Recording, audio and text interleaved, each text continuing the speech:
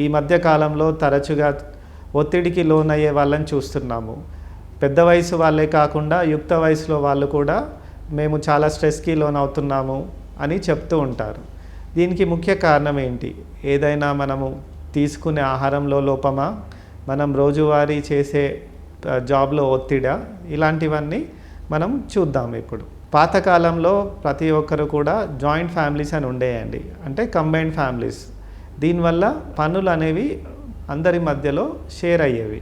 కానీ ఈ మధ్య కాలంలో న్యూక్లియర్ ఫ్యామిలీ అంటే తల్లి, తండ్రి, పిల్లలు అలాగే ఉండడం వల్ల వాళ్ళ మీద ఉద్యోగ భారమే కాకుండా కుటుంబ భారం కూడా పడుతుంది. అది ఒక కారణం అండి. అలాగే ఇప్పుడు జాబ్స్ అనేవి కూడా కాంపిటీషన్ ఎక్కువ కావడం వల్ల ఆఫీస్ అవర్స్ పెరిగాయి. అలాగే సాఫ్ట్వేర్ వాళ్ళలో కూడా షిఫ్ట్ జాబ్స్ అనేవి చూస్తున్నాము. అంటే వాళ్ళకు కొంతమందికి జనరల్ షిఫ్ట్ అంటాము, కొంతమందికి లేట్ నైట్ షిఫ్ట్స్ ఉంటాయి.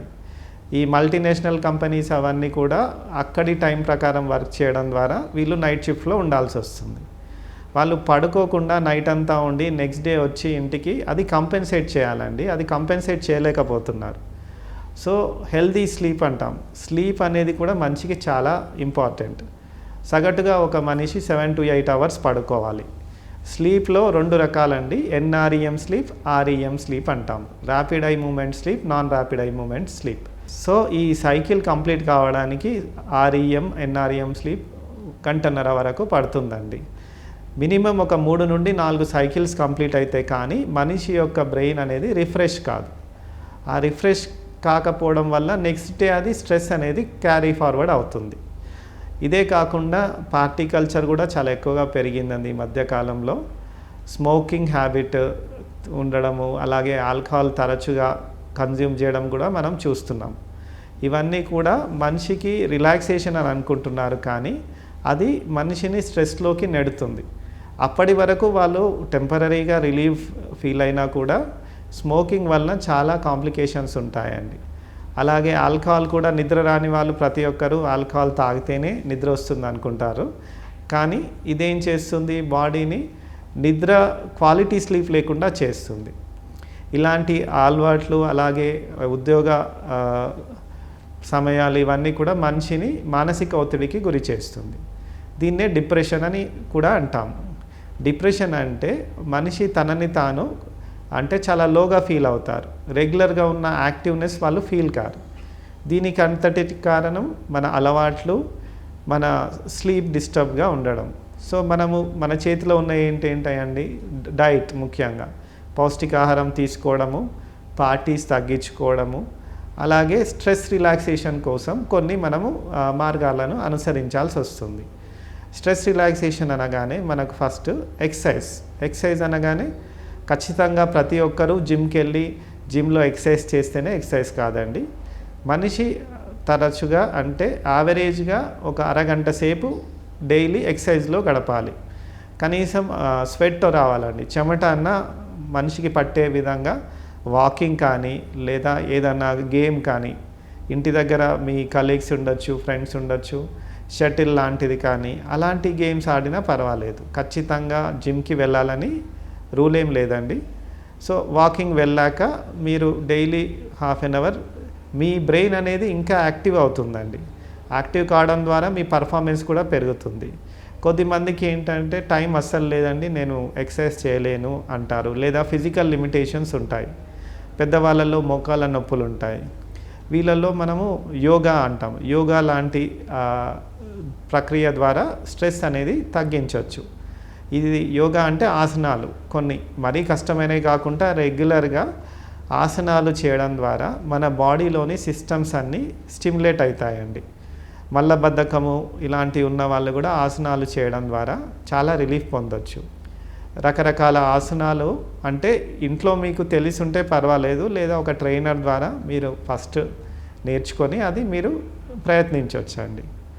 తర్వాత నెక్స్ట్ ప్రతి ఒక్కరు కూడా ఇప్పుడు అపార్ట్మెంట్స్లో ఉండడం ద్వారా నేచర్కి దూరంగా ఉంటున్నారు.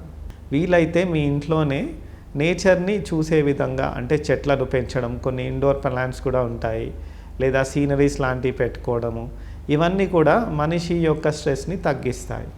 లేదా కొంతమందికి ఇష్టంగా గార్డెనింగ్ చేస్తుంటారండి. గార్డెనింగ్ అంటే వెళ్ళి ప్లాంట్స్ని మనమే చూసుకోవడం, ఇవన్నీ కూడా మనిషిని అంటే బ్రెయిన్ని స్టిమ్యులేట్ చేస్తాయి. తద్వారా స్ట్రెస్ తగ్గడమే కాకుండా వాళ్ళ పర్ఫార్మెన్స్ కూడా ఇంప్రూవ్ అవుతుందండి. కొద్దిమంది గేమ్స్లో చాలా ఇంట్రెస్టెడ్ ఉంటారు. వాళ్ళు వీక్లీ వన్స్ అన్న గేమ్ అంటే ఏదో ఒక డే ఆఫ్ ఉంటుంది కదా, ఒకసారి ఒక 2-3 అవర్స్ అన్న గేమ్లో ఇన్వాల్వ్ కావడం వల్ల వాళ్ళ స్ట్రెస్ తగ్గుతుంది. అది ఏ గేమ్ అయినా పర్వాలేదండి. మరి కొద్దిమంది మెడిటేషన్ చేయడానికి కూడా అంటే ఎక్కడ పడితే అక్కడ చేసేది కాదండి. ఒక పీస్ఫుల్ ప్లేస్ ఉండాలి మీకు. మీ ఇంట్లో కనుక ఒక సపరేట్ రూమ్ ఉండి మీకు డిస్టర్బెన్స్ లేకుండా ఉంటే మెడిటేషన్ అనేది ఇంట్లో కూడా చేయొచ్చు. ఈ మెడిటేషన్, యోగా ఇలాంటివన్నీ కూడా బ్రెయిన్ని బాగా యాక్టివేట్ చేసి స్టిమ్యులేట్ చేస్తాయి. దీనివల్ల మనం ఆబ్వియస్గా పర్ఫార్మెన్స్ బాగుంటుంది. దాంతో మనం రిజల్ట్స్ బాగుండడం ద్వారా మనం డిప్రెషన్కి లోన్ కాము. ఇంకొకటి కొద్దిమంది ఈ మధ్యకాలంలో యుక్త వయసులో వాళ్ళు కూడా ఈ డ్రగ్స్ అంటాం. కొద్దిమంది డ్రగ్స్కి కూడా అంటే ఫ్రెండ్స్తో వెళ్ళి సరదాగా ఒకసారి అనుకుంటున్నారు, కానీ అలవాటుకి లోనై దాని నుండి దూరంగా వెళ్ళలేకపోతున్నారు. పేరెంట్స్ ఎప్పుడైనా ఇలాంటివి నోటీస్ చేస్తే పిల్లల్లో వాళ్ళు వెంటనే వాళ్ళని దగ్గరికి తీసుకొని వాళ్ళ ప్రాబ్లమ్స్ కనుక్కొని ఆ అలవాటుకి లోన్ కాకుండా కాపాడాలండి.